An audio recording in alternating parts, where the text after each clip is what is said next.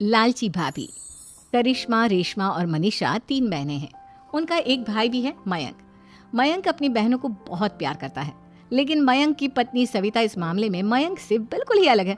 वो अपनी ननदों का जितना बुरा कर सकती है उतना बुरा करती ही रहती है और अपनी ननदों पर हुक्म भी चलाती है। करिश्मा, करिश्मा, तुमने अभी तक नाश्ता नहीं बनाया? तुम्हारे भैया को ऑफिस जाने में देर हो रही है। हाँ भाभी, बस अभी बनाती हूँ। करिश्मा, तुम ये ढीलापन छोड़ दो। कल को पराये घर जाना है। वहाँ अगर तुम इस तरह से काम करोगी तो लोग क्या कहेंगे कि माँ ने और भाभी ने कुछ सिखाया नहीं। और तुम्हारी दोनों बहनें कहाँ हैं? रेशमा मार्केट गई है और मनीषा सो रही है। क्या? सुबह के 8 बज रहे हैं और ये महारानी अभी भी सो रही है? ये कहते हुए सविता अपनी सास दुर्गा देवी के पास जाती है। माँ जी, देख रही हो अपनी बेटियों के तौर तरीके? क्या हुआ बहू, सुबह सुबह क्या कर दिया मेरी बेटियों ने?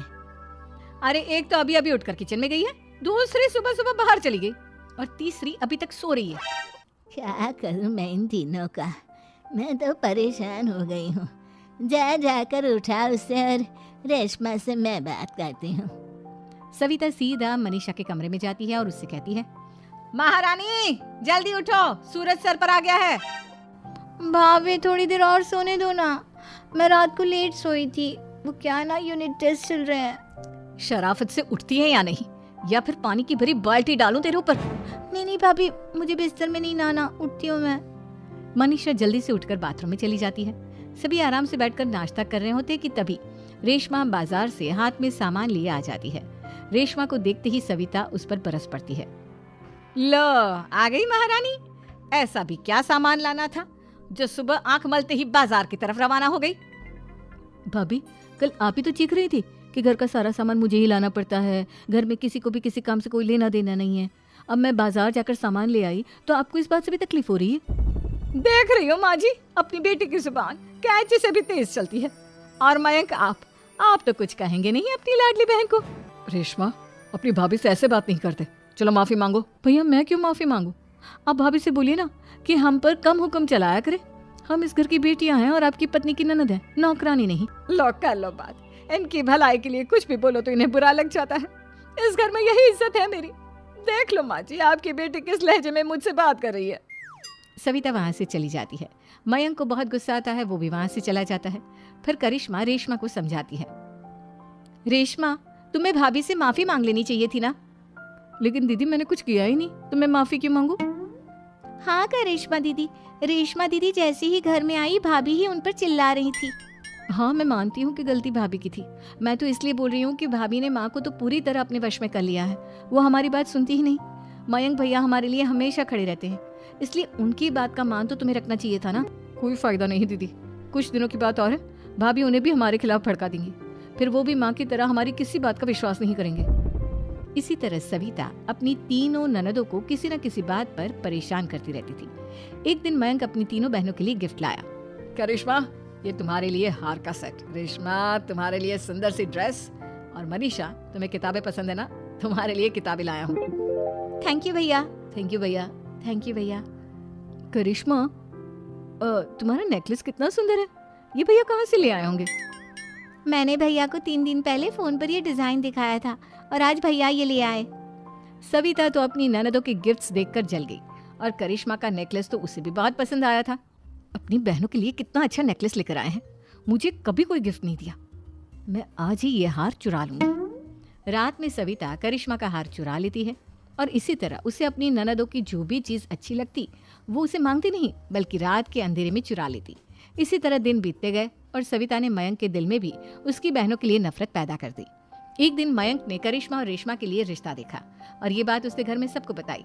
माँ, करिश्मा और रेशमा के लिए बहुत अच्छा रिश्ता आया है, वो लोग कल इन्हें देखने आ रहे हैं, आप और सविता मिलकर सारी तैयारी कर लेना। ये सुनकर करिश्मा और रेशमा खुश हो जाती हैं, लेकिन सविता सोचती है, अगर इन दोनों बहनों की शादी हो गई तो घर और बाहर का काम कौन करेगा? मनीषा तो 1 नंबर की कामचोर है, उससे तो किसी बात की उम्मीद लगाना ही बेकार है। मुझे इस शादी को रोकना होगा। अगले दिन सभी लड़के वालों के स्वागत की तैयारी करने में लगे होते हैं। तभी मयंक अपनी बहनों से आकर कहता है, तैयार हो गई तुम दोनों? देखो, दोनों लड़के बहुत अच्छे हैं, मैं कोई कसर नहीं छोड़ना चाहता, इसलिए तुम उनके सामने अच्छे से बिहेव करना और अपनी भाभी से लड़ने मत लग जाना। करिश्मा, तुम वो नेकलेस पहन लो ना जो मैं तुम्हारे लिए लाया था। भैया मैं बहुत देर से वो नेकलेस ढूंढ रही हूँ लेकिन मुझे मिल ही नहीं रहा। क्या तुमने नेकलेस खो दिया?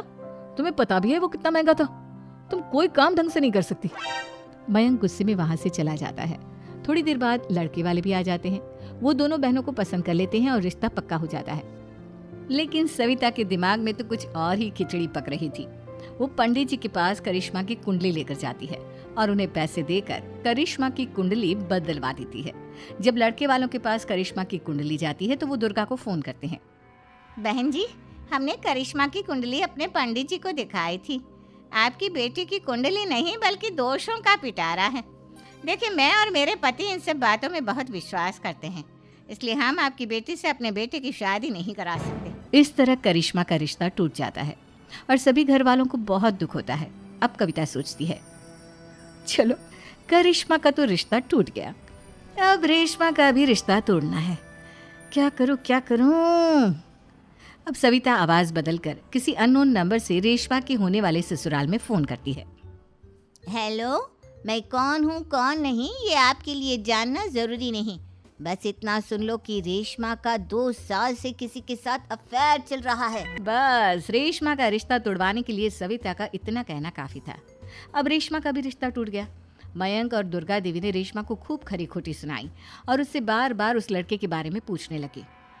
आप दोनों मुझे क्यों परेशान कर रहे हो? अरे कोई लड़का होगा मेरी लाइफ में तो मैं बताऊंगी ना। जब कोई है ही नहीं तो कहाँ से लाऊं मैं कोई लड़का? तो तेरे होने वाले ससुराल वालों को फोन किसने किया था? माँ मैं नहीं जानती किसने फोन किया था, मैं सच कह रही हूँ। मैं तो पहले ही कह रही थी इसकी लगाम खींच कर रखो, लेकिन मेरी सुनता ही कौन है।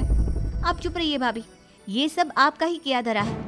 अब तीनों बहनों को विश्वास हो जाता है कि ये सब उनकी भाभी ही कर रही है। तीनों बहनें अपनी भाभी को सबक सिखाने के लिए एक वकील कर लेती है और घर में हिस्सा मांगना। देखो भैया, माँ बाप की जायदाद में जितना बेटों का हक होता है उतना ही बेटियों का, इसलिए इस घर के 4 हिस्से होंगे और हमें अपना हिस्सा चाहिए। मैंने तुम्हारे लिए क्या क्या नहीं किया और तुम इस घर में हिस्सा मांग रही हो? भैया, आप और माँ हम बहनों की कोई बात नहीं सुनते हो और भाभी हमारी शादी नहीं होने देगी क्योंकि उन्हें लगता है कि आप हमारी शादी में ज्यादा पैसा लगाओगे और उन्हें हम जैसी फ्री की नौकरानी कहाँ मिलेगी।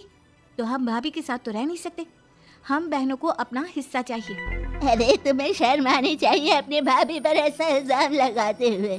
वो तुम्हारे बारे में कितना सोचती है। हाँ माँ, भाभी हमारे बारे में बहुत सोचती है। दिन रात बस यही सोचती रहती है कि किस तरह से अपनी तीनों ननदों को परेशान करूं और कभी मुझे पढ़ने भी नहीं देती। दोनों बहनों का रिश्ता भी तो इन्होंने ही तोड़वाया है और रात में हमारे कमरे में आकर हमारी चीजें भी चुराती हैं। इसी तरह सविता की तीनों ननदें अपनी बात पर अड़ी रही। अब कोर्ट में तारीख भी शुरू हो गई। जब सविता को लगा कि उसकी तीनों ननद इतनी आसानी से नहीं मानने वाली, तो उसने अपने पति और सास को सारी सच्चाई बता दी और अपनी तीनों ननद से माफी मांगी। मयंक और दुर्गा को भी अपनी गलती का एहसास हो गया। अब सविता खुद करिश्मा और रेशमा के लिए अच्छा रिश्ता ढूंढती है और उनकी शादी करवाती है।